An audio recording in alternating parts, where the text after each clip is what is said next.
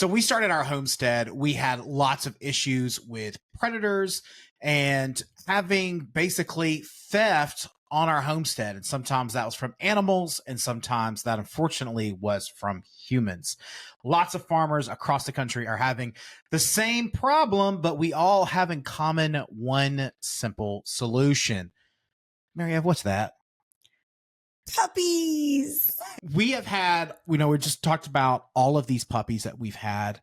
And so total, we've had over 50 puppies on this farm. Has it done that many? Yeah, it really has. I was doing the math. It's a little more than 50, but I know for sure 50. And so I think there's some things that I was interested in talking to you about when it comes to your picking out these, because we've had, we've got 50 dogs. We sell off a bunch, but we really hold out the best ones for ourselves.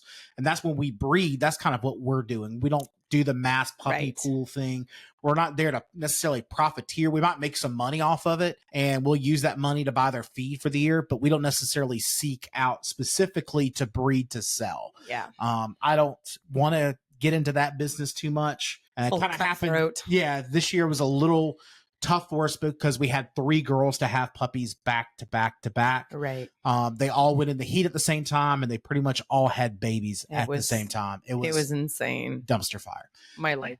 My life. So when we're talking about keeping these puppies, though, I want to know what are the characteristics that you're looking for when you're looking at a set of puppies.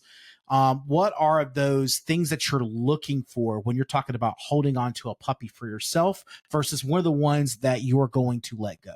Okay. So we're looking for obedience. We're looking for ones that come when you call. We're looking for ones that don't get distracted when you come, when they call, because they'll be like, oh, butterfly. And then they'll run off 30 yards that way. And then you got to go fetch them because they forgot how to come. So you want them, you're looking for obedient dogs that want to people please. Size and body structure. You want to make sure that their feet, their hips, their joints, their ears, their eyes are all nice and bright and clean. You want to make sure that they're not infested with worms or other diseases that might. Their lungs are healthy, heart's healthy. Those are the kind of things there. Especially these big dogs, you got to have a good eye on their hips and understanding hip dysplasia is a big thing for them. Right. Because they grow so big so quickly. So you definitely want to get them those fish oils in their food to help with that growth, to help those ligaments keep up with those growing bones. All right. So what's our third one? What's our third thing? Physical attributes. I look for dew claws because I like that. A lot of people don't. They have them removed and things like that, or they seek out puppies without dew claws. But we like that. We like their physical size, natural instincts. So when they're puppies, we're looking at seeing how are they playing. What is it? What are they playing like? Are they playing with others? Are they sitting by themselves? What are they doing that I like in a puppy? Do they need another dog to be content? Do they need their mom as much? Are they listening to her when she tells them no? When Sushi is there, are they listening to him when he tells them no? And we're looking for those characteristics in that we ourselves want in a dog. Right.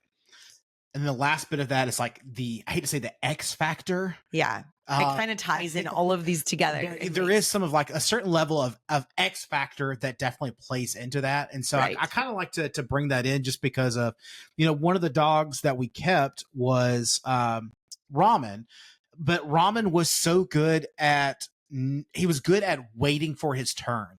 When all the other dogs wanted to constantly jump on you and get your attention and scratch at you, Ramen would wait for his turn. He would sit down and he would just look up at you and he would just wait.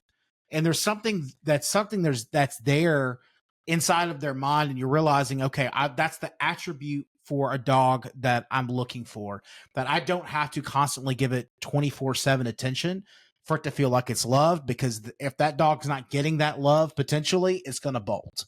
Right. And so it's very important that we're getting a dog that's got the right mindset and understanding that you're not the sole attention of our lives. You're here to do a job. Right. So you need that X factor. And again, Marla has that as well. Marla's really good about, she's there and she's with you, but she is really good about being there with you and letting you do what you're doing Definitely. And being with you, but not having to be the sole form of attention most of the time. Every once in a while. Correct. She gets in her little mood. So these are the traits, though, that we're kind of spotting, though, look, as we're looking through a litter. Those are, obedience, size, body structure, physical attributes, things like those dew claws. Maybe it's the way their ears stand, so it's the way they could hear better. Natural instincts, are they sticking around the flocks? Are they sticking with their mom? Are they learning by what their mom is guiding them to do? And then the last bit is that X factor. How are they handling it through different situations? We take those puppies everywhere with us, especially once we start identifying ones that we like. So we'll take them to the store. We'll take them to soccer games, band performances, anything that'll allow a dog and it's outside. We'll take a puppy Tractor to Supply, Home Depot, Lowe's. Where else have we gone? Yeah, I mean, we want to see how good they're going Starbucks. to. By the way, Starbucks does let your dog come inside the store and they will give them a puppuccino. So our Ramen loves a puppuccino. Yeah, the dogs do go get puppuccinos with us. It's important, for that kind of stuff. This has been a great series. So please make sure that if you got the time to check in and check all of those out. Also, if you are loving this content, we have an amazing opportunity for you. You can be behind the scenes with us. Go into the description down below. You're going to see a great link at homesteadingchef.com down below. There you can sign up for a great mail list. And that mail list goes out once a month. It's just a quick email. Not twice a month. Not twice a month, just once a month. And then basically you get every week. Gosh, no. Twice a day. No, we have some of those homesteader friends that do that. I'm not into the spamming of your email. I have a full-time job and a life, so I don't spam you either. But what we do, though, is at the beginning of the month in that first week, we put out a great newsletter of all the behind-the-scenes podcasts like these. This has been recorded for over an hour and a half long conversation. And if you're really into having those deep dive podcasts where we really go into all the stuff, a lot less editing, you'll be able to go in and listen to all of those. And that's the only place where you get access to that. All of it? All of it. Every bit of it. You could even hear her snoring in the background when I woke her up. Oh my gosh.